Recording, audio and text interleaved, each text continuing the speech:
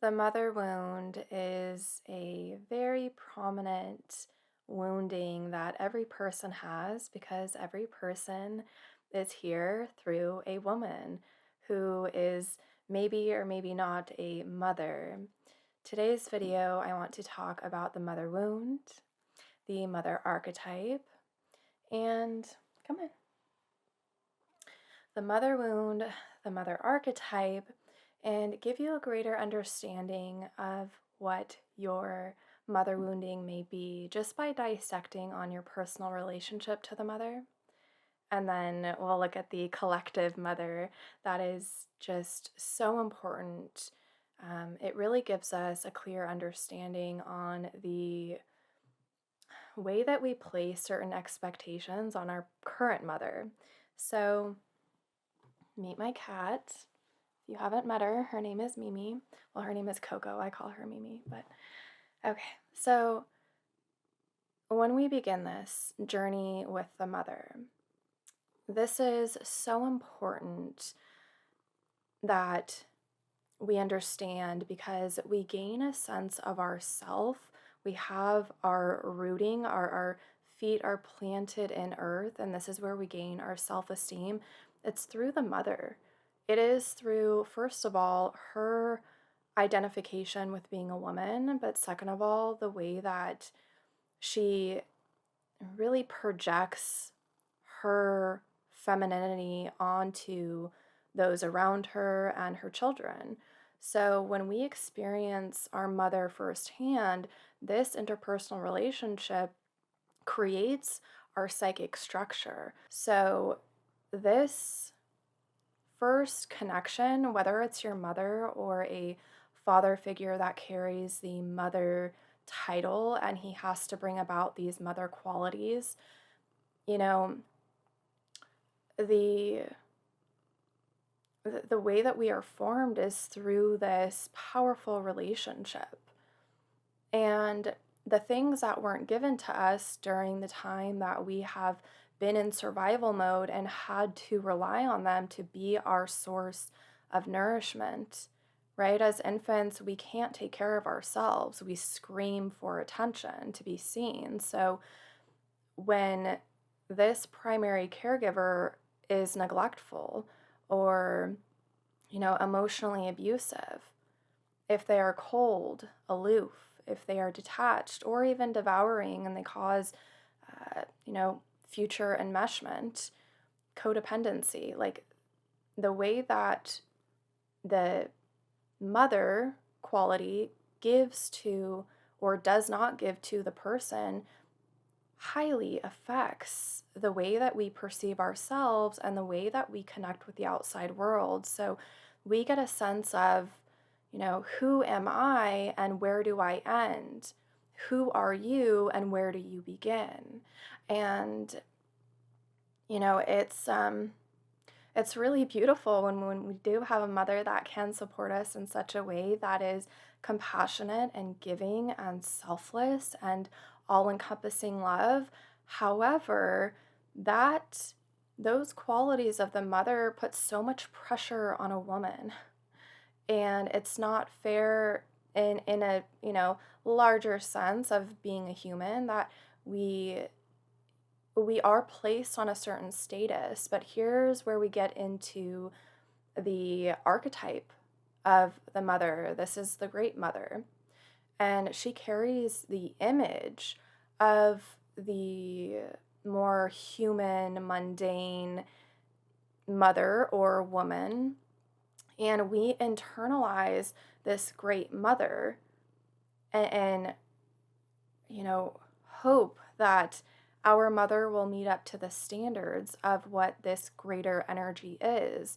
Now, the qualities of her is to be selfless, to be compassionate, always giving, always nourishing, to never have a bad side to her. She's very neutral. And if you think about one of the archetypes of the Great Mother, I love ecology. And when we study earth and plants. We study the greatness of what carries us. Just like our mother carried us in her womb, we have earth as this great mother figure who is holding us in such a beautiful way that we can build a life here, we can have community, we're able to thrive and to live on this, in this now time because she has given us the foundation, the root system for us to grow off. So if we're looking at the micro level, then we see that the great mother, which has all these beautiful qualities, again, in association to earth, or you can look at Mother Teresa. Put in the comments below of what your great mother, that the association that you have with her is. Like, what is her, what is her image in your mind's eye? Now, going back to earth and the way that this great mother carries us in such a loving way, well, she is also devouring. So, though the Great Mother has these many powerful traits that we interpret and our psyche has associated to our human personal mother or the father with the mother title, and we kind of project this onto them like, you should be the God that is supposed to take care of us. Well, this God also has the devouring and destructive traits. And that is exactly what the great mother, has. And we have to, when we experience that, it does feel like annihilation because we came through her vessel, um, it- you know, in a way that we're supposed to take on this life. And if she doesn't give us the support after her container, then we are floundering, wondering what will happen next. How am I supposed to survive? Where do I go from here? So many questions as to who am I if I don't have my main source of life and of support. And so when we look at our personal mother, we can see that we kind of put her on a pedestal because of this great mother archetype that unconsciously we all have this. This goes for many archetypes. The great father, um, well, I guess men and women just kind of fall under the umbrella of those great, uh, you know, powers. But we place this perfectionist, godlike energy on our human mother, and then we just hope that she will forever be this all giving energy. Now, I don't want to take away from what you've experienced with your mother, but I want to bring to light the importance of the energies of the mother so that we can look at your mother wound in a way that is, first of all, validating, but second of all, humanizing, right? So now you see the two energy sources, and what I'd like to explore is your personal mother wound that you have with her. So the first word that comes to mind when I say this next word, write it down. Mother. What are the first images or feelings? What's the first thing that arises for you? Because that's so dominant within your relationship to her. And I'm sure you have your stories, your entire history is coming forward as you watch this video. And, you know, as you begin to understand her as a woman and your relationship to her, then in this way, being able to see her own shortcomings and being able to acknowledge her trauma, right? If her inner child is still wounded because of her parents, she's projecting that inner child onto you, and she may just be, I know, I see you. She may just be projecting so much hurt And it may be coming off in such a way that is harmful for you, but if you have the ability to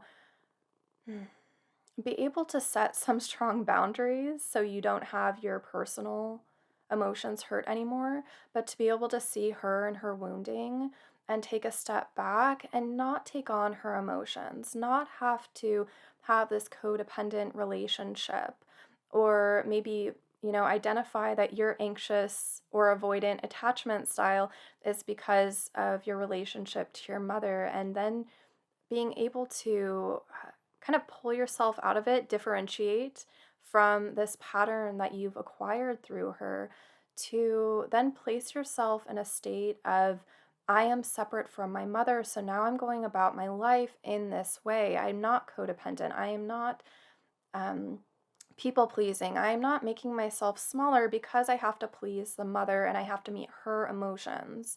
I take care of me, and that's the new narrative that we write out. However, this is diligent work, and it is important to first and foremost acknowledge and validate what you feel and the experience that you've had with your mother, because honestly, every child should be autonomous, and they should also feel a sense of, I can go to my mother and I can also separate from her.